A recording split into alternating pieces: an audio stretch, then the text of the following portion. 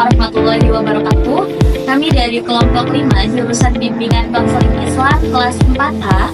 Dalam video ini kami akan menunjukkan bagaimana tahapan-tahapan intervensi konseling untuk manajemen waktu bagi mahasiswa yang bekerja. Untuk itu mari kita mulai pada tahap pertama dengan evaluasi awal. Pada evaluasi ini, kita mengidentifikasi masalah manajemen waktu mahasiswa yang bekerja. Halo, gimana kabarnya? Baik, alhamdulillah.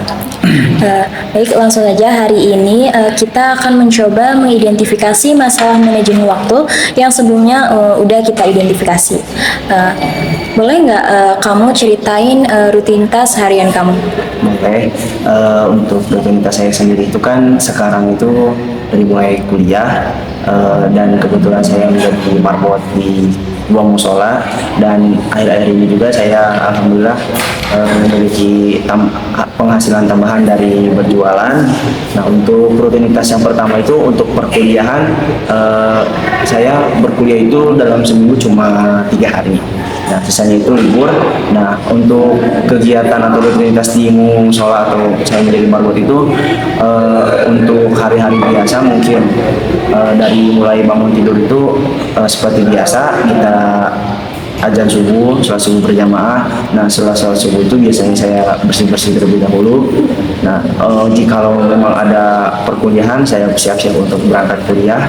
Nah, untuk biasanya kuliah itu sampai sore. Nah, untuk di musola sendiri itu saya biasanya pulang sore. Nah, waktu pulang sore itu saya sempatkan untuk bersih-bersih lagi karena sudah ditinggal beberapa jam pun sudah lumayan kotor juga. Nah, untuk itu dibersihkan kembali. Nah, setelah itu saya siap-siap untuk sholat maghrib, siapan sholat maghrib. Setelah sholat maghrib lanjut sholat isya, mungkin biasa tadarus atau bagaimana. Setelah maghrib lanjut sholat isya. Nah, sholat isya itu saya memiliki waktu luang, saya gunakan biasanya untuk mengerjakan tugas atau apapun, karena lumayan waktu luang. Sampai tidur itu tidur rata-rata jam 11 jam 10. Untuk pekerjaan sendiri, untuk saat ini saya berjualan pancung lumer.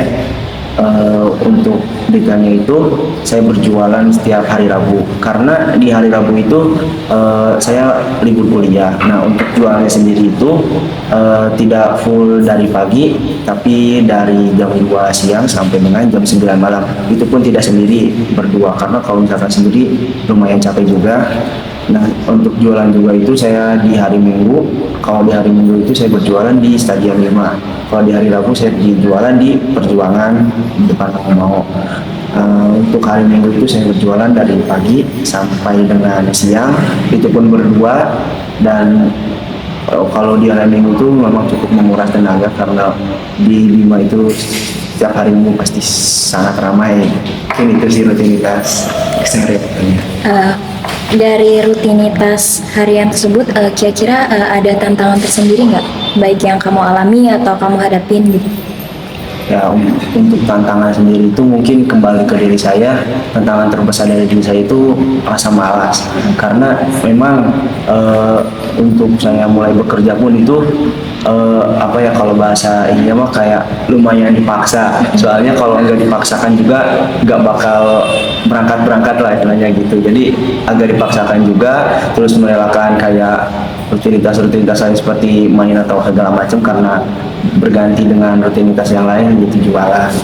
Terus untuk dalam perkuliahan tantangannya ya mungkin kayak sama sih, kayak mengerjakan tugas juga, tergantung kita juga. Kalau misalkan udah kayak seharian capek full, malam itu niatnya ingin mengerjakan tugas, namun ketika sudah pegang HP atau apa malah lupa kebablasan gitu. Jadi ya rasa malas sih tantangan terbesarnya.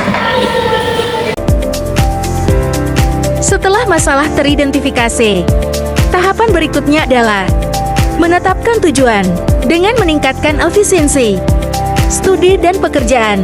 Oke, jadi selanjutnya itu menurut kamu ya, waktu yang efektif dalam pembagian waktu antara belajar dan bekerja itu berapa lama sih?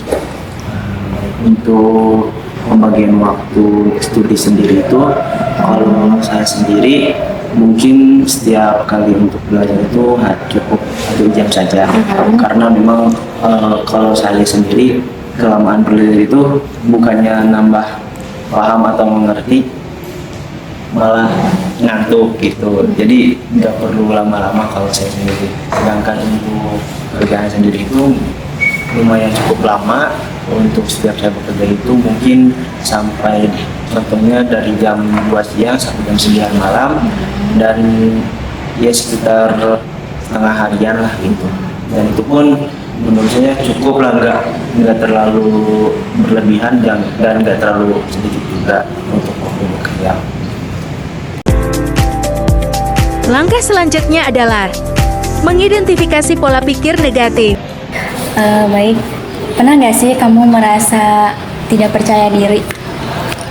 Baik, untuk kepercayaan diri sendiri, saya pernah tidak merasa percaya diri itu terutama dalam hal pekerjaan. Karena pekerjaan yang saya lakukan sekarang itu, yang pertama kan jadi marbot mushola kan. Nah, untuk jadi marbot mushola tuh kayak misalkan misalkan saya terutama waktu subuh nih, saya kan kalau misalkan di rumah sering kesiangan ataupun kesiangan, nggak terlalu tepat waktu sholat subuh. Nah, sedangkan kalau di marbot itu harus bangun tepat waktu, terus azan segala macam. Nah, yang bikin saya nggak percaya diri itu yaitu takutnya saya nggak bisa bangun pagi atau bagaimana. Nah, itu untuk perjualan sendiri, kalau tidak percaya diri itu mungkin karena yang pertama karena saya jualan makanan. Nah, jadi takutnya apa yang saya bikin dengan apa yang dicontohin sama yang punya jualan tersebut itu tidak sama. Nah, takutnya berpengaruh ke penjualan, jadi sepi atau bagaimana, mungkin gitu untuk berjualan. Terus pernah nggak sih dari pekerjaan itu yang rasa tidak percaya diri itu jadi malah menunda pekerjaan gitu? Untuk misalkan menunda pekerjaan, mungkin kalau dari jadi marbot mushola nggak terlalu menunda pekerjaan yang lain. Namun kalau misalkan berjualan itu jadi malah kayak meribetkan atau yang meribetkan orang lain. Karena misalkan saya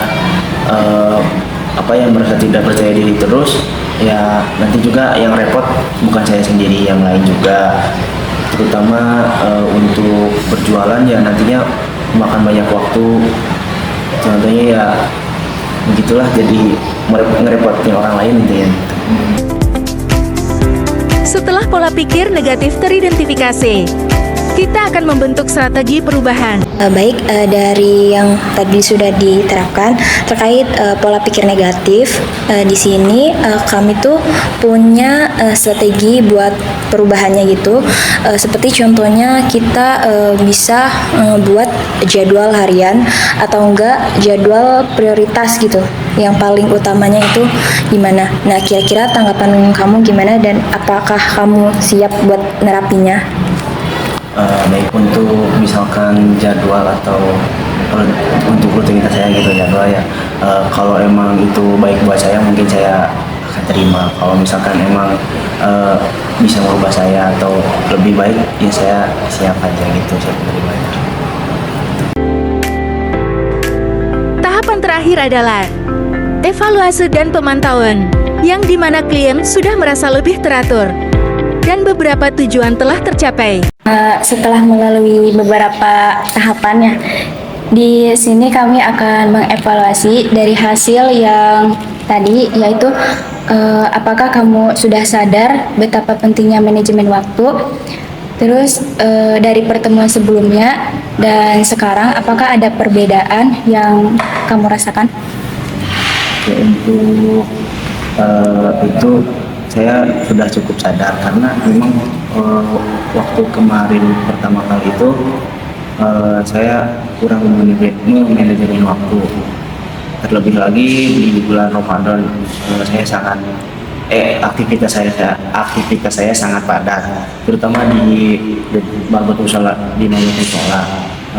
sedangkan saya juga harus berjualan. Nah, saya kurang saya juga sadar saya kurang untuk memanage waktu.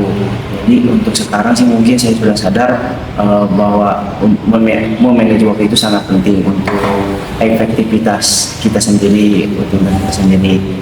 Gitu. Dan untuk saat ini juga saya sudah sudah lumayan bisa untuk memanage waktu, sehingga untuk rutinitas sekarang itu sudah mulai cukup senggang juga, nggak terlalu padat seperti sebelumnya.